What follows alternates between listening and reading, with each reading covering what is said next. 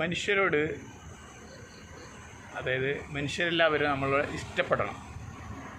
എല്ലാവർക്കും ആഗ്രഹം ഇഷ്ടപ്പെടണം എന്നുള്ളതാണ്. അപ്പോൾ ഇഷ്ടപ്പെടാൻ എന്ത് ചെയ്യണം? ഒരു മനുഷ്യൻ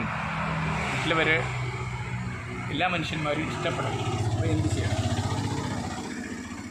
അതായത് നമ്മളെല്ലാവർക്കും ഇഷ്ടപ്പെടണം. അത് നമ്മളെന്ത് ചെയ്യണം എന്നാണ് നിങ്ങൾ ചോദിക്കണത് അല്ലേ? അതല്ലേ നമ്മൾ ജോലി ചെയ്യുന്നിടത്ത്, നമ്മുടെ നാട്ടിൽ, നമ്മുടെ സുഹൃത്തുക്കൾക്കിടയിൽ എല്ലാവരും ആഗ്രഹിക്കുന്ന കാര്യമാണ് നമ്മൾ അംഗീകരിക്കാൻ, എല്ലാവരും നമ്മൾ ഇഷ്ടപ്പെടാൻ അല്ലേ? അതല്ലേ? അതിനെ ഒരു അമൂല്യമായൊരു കാര്യം, അമൂല്യമായൊരു അറിവ്, ഒരു എന്താ പറയുക, ഒരു ടിപ്സ്, ഒരു പൊടിക്കൈ എന്ന് പറയാൻ പറ്റില്ല എന്ന് പറഞ്ഞ ഉദ്ദേശിച്ച ഒരു ടിപ്സ്, അമൂല്യമായ ടിപ്സ് ഖുർആനിൽ പറയുന്നുണ്ട്. അള്ളാഹു തആല പഠിപ്പിക്കുന്നൊരു മനുഷ്യരെ. പക്ഷെ ഒരു പ്രശ്നമുണ്ട്, മഹാഭാഗ്യവാന്മാർക്കല്ലാതെ നേടിയെടുക്കാൻ കഴിയില്ല. ഭയങ്കര ക്ഷമാലു ആവണം. ഒന്ന് മഹാഭാഗ്യവാനായി മാറണം, നല്ല ക്ഷമാലുവായി മാറണം. ഇത് രണ്ടും ഉള്ള ഒരാൾക്ക് അത് കിട്ടുള്ളൂ. എന്താണെന്ന് ഞാൻ പറയാം. ഖുർആനിൽ പറയുന്നുണ്ട്, ഇദ്ഫഅ ബില്ലത്തി ഹിയ അഹ്സൻ എന്നുള്ളൊരു പ്രയോഗമുണ്ട്. നിങ്ങളൊരു കാര്യത്തെ ഇദ്ഫഅ ചെയ്യുന്ന സമയത്ത്, നേരിടുന്ന സമയത്ത്, അപ്പോൾ മനുഷ്യന്മാർ, നിങ്ങൾ പറഞ്ഞല്ലോ എല്ലാവരും നമുക്ക് ഇഷ്ടപ്പെടണം എന്നുള്ളത്. ചില സമയത്ത് നമ്മൾ ജനങ്ങൾ വെറുപ്പിക്കും, അന്യായമായ കാര്യങ്ങൾ നമ്മളോട് ചെയ്യും. അപ്പോൾ അന്യായമായ കാര്യങ്ങൾ ചെയ്യുമ്പോൾ സ്വാഭാവികമായിട്ട് നമ്മൾ എന്ത് ചെയ്യേണ്ടി വരും? അതിനെ പ്രതിരോധിക്കേണ്ടി വരും. ആ പ്രതിരോധനത്തെയാണ് ഇദ്ഫഅ. നിങ്ങളൊരു കാര്യത്തെ ദിഫാ ചെയ്യുന്ന സമയത്ത്, പ്രതിരോധനം ചെയ്യുന്ന സമയത്ത് അഹ്സനായിട്ട് ചെയ്താൽ മതി, ഏറ്റവും നല്ല രീതിയിൽ.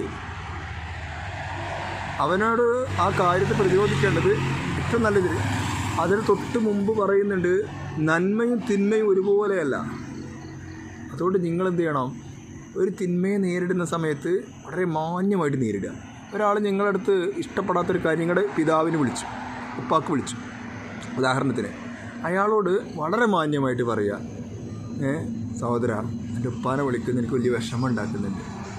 ആ മാന്യമായിട്ട് പറയുമ്പോൾ അയാളൊരു പക്ഷേ അത് കേൾക്കുമ്പോൾ ഇത്രയും പ്രയാസമുള്ളൊരു കാര്യം ഞാൻ വിളിച്ചിട്ടും അയാൾക്ക് എന്നോട് ദേഷ്യമില്ലല്ലോ, ഞാൻ ചെയ്തത് മോശമായി എന്ന് ചിന്തിച്ചേക്കാം.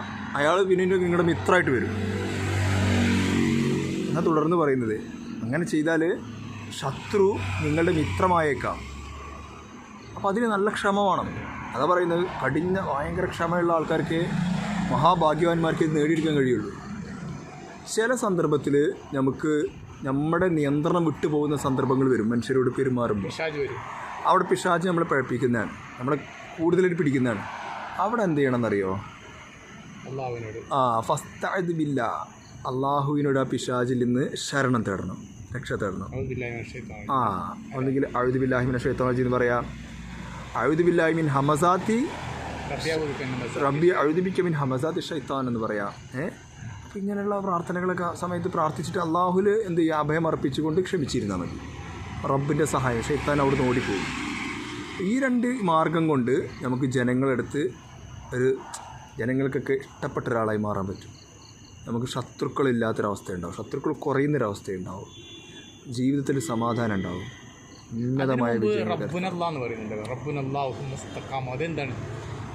അതായത് അതൊക്കെ ഇതിൻ്റെ ഒരു പ്രധാനപ്പെട്ട ബേസിക്കാണ്. അള്ളാഹുവാണ് എൻ്റെ റബ്ബ് എന്ന് പ്രഖ്യാപിക്കുന്നവൻ, അഥവാ ഈ പ്രപഞ്ചത്തിൻ്റെ സൃഷ്ടാവാണ് എൻ്റെ റബ്ബ് എന്ന് പ്രഖ്യാപിക്കുന്നവനാണ് ഈ കാര്യമുള്ളത്. അല്ലാത്ത ആൾക്കാർക്ക് ഒന്നും കിട്ടാൻ പോകുന്നില്ല. അതായത് അവൻ്റെ കരളുകളും ഹൃദയവും അവൻ്റെ കിഡ്നിയും അസ്ഥിയും കണ്ണും കാതും തൊലിയും ഒക്കെ സംവിധാനിച്ചൊരു സൃഷ്ടാവ് ആണ് എൻ്റെ റബ്ബ് എന്ന് പ്രഖ്യാപിക്കണം, അത് അംഗീകരിക്കണം. അത് അംഗീകരിക്കാത്തവൻ കളത്തിലില്ല, കളത്തിന് പുറത്താണ്. അത് അംഗീകരിക്കാത്തവൻ ഒരിക്കലും ക്ഷമ കിട്ടൂല. അള്ളാഹുവാണ് എൻ്റെ റബ്ബെന്ന് മനസ്സിലാക്കിയവനാണ് തുടർന്നുള്ള കാര്യങ്ങളെല്ലാം മുമ്പോട്ട് കൊണ്ടുപോകാൻ കഴിയുക.